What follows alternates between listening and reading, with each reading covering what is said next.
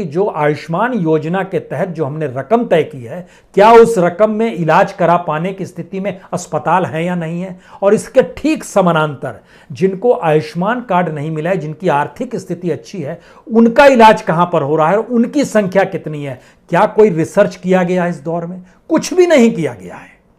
सिर्फ संवाद किया गया, बताया गया, पूछा गया, बस आप भिड़ जाइए।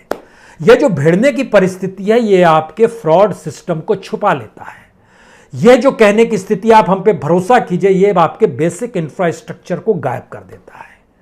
और आप जब यह कहते हैं कि हम और आप साथ मिलकर काम कर रहे हैं, तो आप बेसिकली उस योजना को भी हवा हवाई कर देते हैं, जिस योजना के तहत इस देश का नागरिक सोच रहा था कि हां, हमारे पास एक कार्ड है जिसके जरिए हम इलाज करा पाएंगे। क्योंकि हमारी जानकारी में ऐसे बहुत सारे आए, लेकिन सबसे प्रसिद्ध जानकारी जो आप लोग अगर देखे होंगे तो उसमें भोपाल में एक चिरायु अस्पताल है। उस चिरायु अस्पताल की महत्ता इसलिए बढ़ गई क्योंकि वहां के मुख्यमंत्री भी वहां पर शामिल हो गए, उसमें इलाज कराने के लिए चले गए थे। कुछ दिन वो भी रहे थे, शिवराज सिंह चौहान जी भी। वहां पर एक लड़का पहुंचा अपनी मां को लेकर। उस लड़के का नाम योगेश बलवानी है। उसने घर के गहने गुड़ियां बेची और लगभग 1.5 से 3 लाख रुपए की व्यवस्था की। मां का इलाज कराने पहुंचा। 1.5 से 3 लाख जब हो गया, उसके बाद और पैसे की मांग हुई तो उसने अपना कार्ड दिखा दिया और कहा कि मेरे पास तो आयुष्मान का कार्ड है, इसमें 5 लाख रुपए के इंश्योरेंस है, आप क्या बोलो। उसने उसको बाहर कर दिया। This is Chirayu Medical College and Hospital. Yes. And according to Dr. Goenka, who is the owner of this hospital, he has decided that Ayushman card will not be applicable in COVID-19 treatment from April, whenever the order has came. We have all told this to every authorities. We won't accept Ayushman card. Video ban karo. And the reason for that, I mean, I don't care the reason. You are not answerable. We are not answerable to you. कि reason क्या देना है? We are answerable to the government. We'll give the answer to the government. Close the video and get out. okay, listen to me. I won't listen to you. The government has a list of hospitals. बाहर चलो उसको. चलो sir बाहर चलो. Okay. एक second. आप बाहर चलो सर. हाँ. Okay, the government has a list of hospitals जिसमें चिरायु का नाम है. बाहर चलो. अब आप सोचिए कि आयुष्मान कार्ड की महत्ता क्या है इस पूरे दौर में, खास तौर से तब जब इस देश के भीतर में मरीजों की संख्या बढ़ गई, अस्पताल कम हो गए, अस्पताल के भीतर इंफ्रास्ट्रक्चर कम हो गए। तो इंफ्रास्ट्रक्चर की जरूरतों के मद्देनजर क्या कुछ हो रहा होता।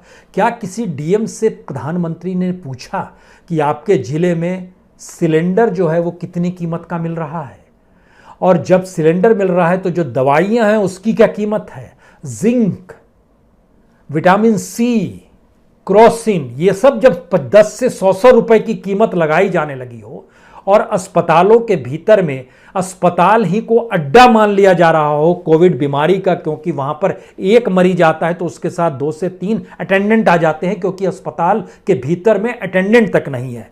अब यहां से जिस सिस्टम का जिक्र हम आपसे शुरू में करना चाह रहे थे, उसकी अब आखिर में बेसिक चीज पर आइए। इस देश के भीतर में 810 जिला अस्पताल है। 2018 में, यानी जिस वक्त कोविड का नाम और निशान नहीं था, उस वक्त यहां पर काम करने वाले डॉक्टर्स की संख्या थी 22,827। आज की तारीख में डॉक्टरों की संख्या लगभग इस 3 साल के भीतर कम होते होते लगभग 20,000 के नीचे आ गई है। इतने डॉक्टरों ने छोड़ दीजिए, कम हो गए डॉक्टर। इसी दौर में जो पैरामेडिकल स्टाफ था, इसकी संख्या 2018 में 80,920 थी।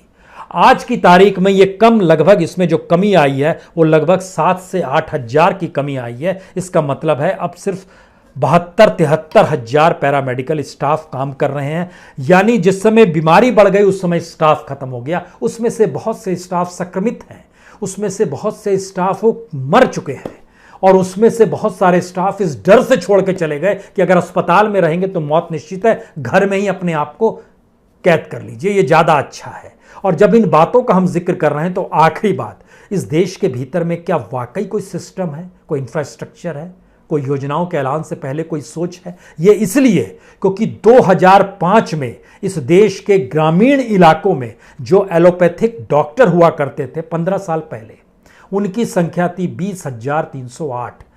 आज की तारीख में सरकारी डाटा कहता है 28,516 है। यानी 15 साल के भीतर में 8,208 डॉक्टर बढ़ गए, यानी हर साल लगभग 547 डॉक्टर बढ़े हैं।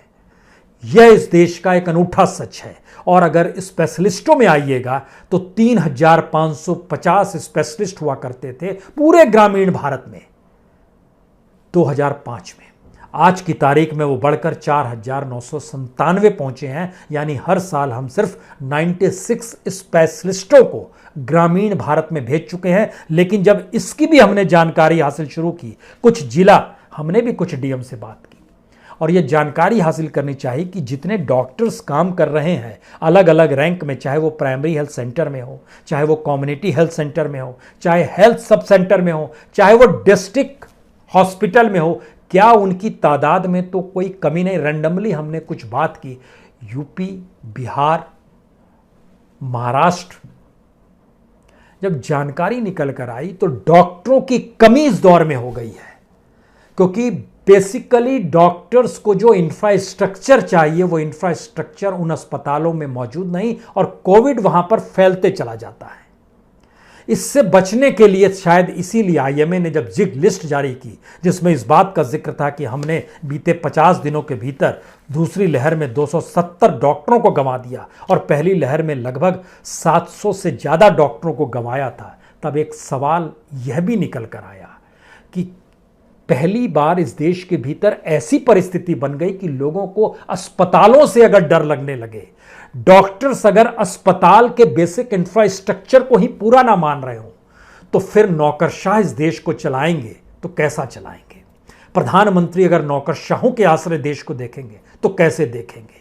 और इस देश की सुप्रीम कोर्ट अगर टास्क फोर्स भी बनाएगी तो वह हॉस्पिटल के मालिकों को लेकर अगर एक टास्क फोर्स का निर्धारित कर देगी और वो तमाम प्राइवेट अस्पताल के मालिक जिनकी पहली और आखिरी स्थिति मुनाफा अस्पताल को कमाकर देना ही है, इसीलिए वो अस्पताल खड़े किए जाते हैं। इसीलिए दुनिया के अलग अलग इलाकों में जो डॉक्टर्स भारत के गए हैं, चाहे वो यूएई हो, चाहे वो सिंगापुर हो, चाहे वो अमेरिका हो या ब्रिटेन हो, कुछ डॉक्टरों से जब हमने बात की उन्होंने बोला कि इस देश के भीतर में डॉक्टर इलाज नहीं करता है।